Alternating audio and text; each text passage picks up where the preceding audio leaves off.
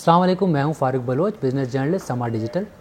जब आपके बच्चे का स्कूल का साल ख़त्म होता है तो स्कूल वाले उसको एक रिपोर्ट कार्ड देते हैं जिसमें उसके पूरे साल की कारकर्दगी होती है, यानी वो बच्चा कहाँ पर होशियार है, कहाँ पर वीक है, टारगेट्स अचीव किए या नहीं किए, फ़ेल हुआ या पास। बिल्कुल इसी तरह जब हुकूमत का माली साल कंप्लीट होता है तो वो भी अपना रिपोर्ट कार्ड आवाम के सामने रखती है। इसको हुकूमत पाकिस्तान इकनॉमिक सर्वे कहती है। तहरीक इंसाफ हुकूमत का दूसरा माली साल 30 जून को ख़त्म हो रहा है और इसका रिपोर्ट कार्ड यानी जो इकनॉमिक परफॉर्मेंस रही है वो इन्होंने आज जारी कर दी है। और इसका हम जायज़ा ज़रूर लेंगे कि हुकूमत ने कैसी कारकर्दगी दिखाई और मईशत ने किस रफ्तार से तरक्की की। लेकिन पहले हम बात करते हैं अखराजात की। रवा माली साल के पहले 9 माह के जो अदाद शुमार हैं उसके मुताबिक हुकूमत के खर्च किए गए हर 100 रुपये में से 29 रुपये सिर्फ़ कर्ज़ों की अदायगी में चले गए।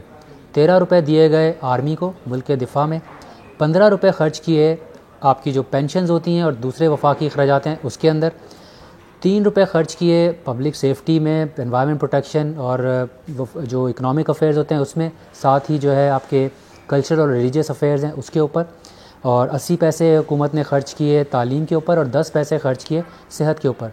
वैसे तो तालीम और सेहत जो है वो सूबाई ज़िम्मेदारियाँ हैं 18th अमेंडमेंट के बाद से, लेकिन इन दोनों एरियाज़ में अभी भी वफाकी हुकूमत कुछ अखराजात करती है, तो सूबाई अखराजात इसमें शामिल नहीं है, वो अलग से होते हैं। आगे चलते हैं।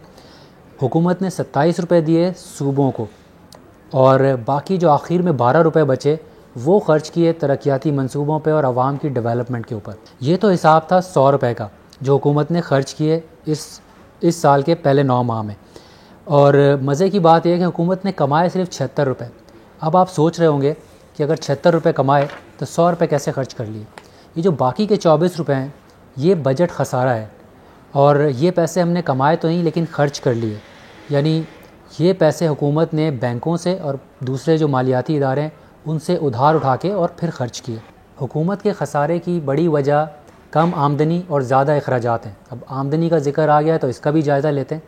अगर हुकूमती आमदनी को मैं 4 बराबर हिस्सों में तकसीम करूं तो इसमें से सिर्फ एक हिस्सा हुकूमत के अपने इदारों से आता है, जिसमें स्टेट बैंक और पीटीए के प्रॉफिट शामिल हैं, पासपोर्ट और शनाख्ती कार्ड की फ़ीस वगैरह।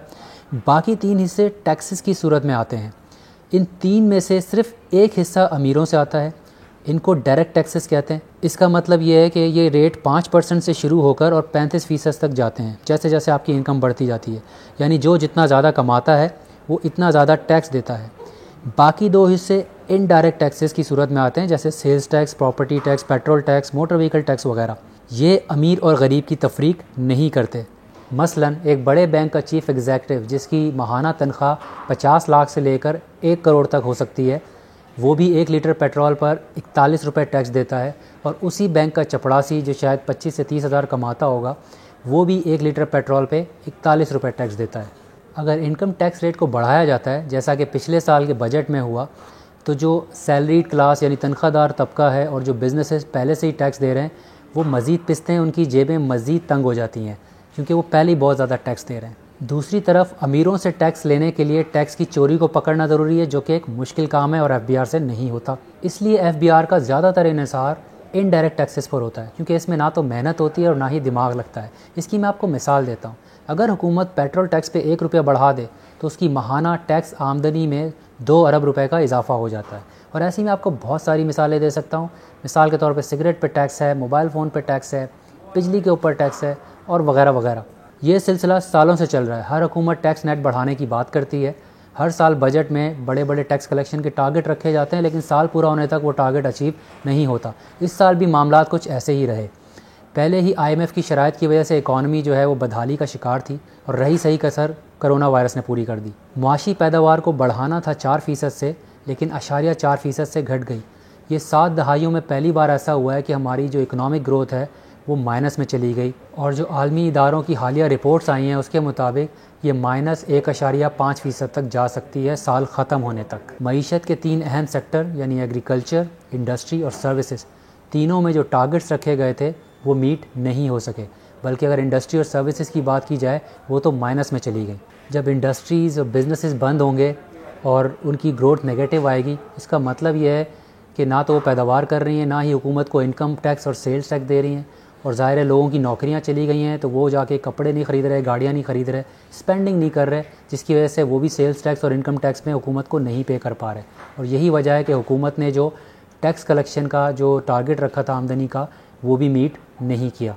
और दूसरी जानिब जो अखराजात करने थे इस माली साल में, उससे ज़्यादा ख़र्चा करना पड़ गया। ख़ास तौर पे कोरोना वायरस से निमटने के लिए हुकूमत ने एक बहुत बड़ा पैकेज दिया और अभी हेल्थ केयर के ऊपर बहुत ज़्यादा पैसे खर्च किए जा रहे हैं। और यही वजह है कि अखराजात ज़रूरत से ज़्यादा हो गए, आमदनी टारगेट से कम हुई, जिसकी वजह से जो खसारा का टारगेट रखा था 7.1% का, उससे ख़दशा ये है कि मज़ीद बढ़ जाएगा और 9% तक या 10% तक भी जा सकता है। बजट का खसारा बुरी चीज़ नहीं है, शर्त यह है कि जिन इजाफी अखराजात की वजह से ये खसारा है उनको सही जगह लगाया जाए, यानी हॉस्पिटल्स बनाए जाएँ, तालीम पर ख़र्च किया जाए, तरक्याती मंसूबे लगाए जाएँ और बड़े बड़े प्रोजेक्ट्स किए जाएँ जो आगे जाके मुल्क की जो मईशत है उसकी तरक्की में अपना किरदार अदा करें। लेकिन पाकिस्तान के केस में बजट खसारा हमेशा ज़ेर बहस आता है।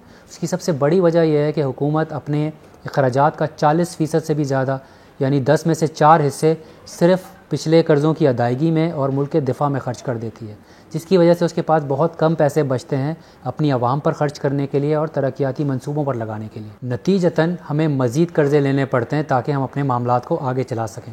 अगर हम मुशर्रफ के दौर से देखें तो हर आने वाली हुकूमत पिछली हुकूमत के मुकाबले में कर्ज़ों को 2 गुना करके चली जाती है।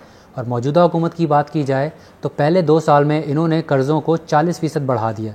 तहरीक इंसाफ के रवा माली साल का जो इकनॉमिक रिपोर्ट कार्ड है वो हमने आपके सामने रख दिया। इसकी परफॉर्मेंस कैसी रही, मईशत की तरक्की की रफ़्तार क्या रही, कहाँ पर ये अच्छे रहे, कहाँ बुरे रहे, पास हुए या फेल, ये फ़ैसला आवाम को करना है। और अगर इस वीडियो के हवाले से आप कोई फ़ीडबैक देना चाहते हैं तो कमेंट्स की सूरत में दे सकते हैं। अगर वीडियो आपको पसंद आई है तो आप लोगों से आगे भी शेयर करें, क्योंकि कल हमने बजट पे भी कवरेज करनी है, जिसके लिए लोगों को पता होना चाहिए ताकि वो हमारे पेज को फॉलो कर सकें। अपना और अपने प्यारों का ख़ास ख्याल रखिएगा। अल्लाह हाफ़िज़।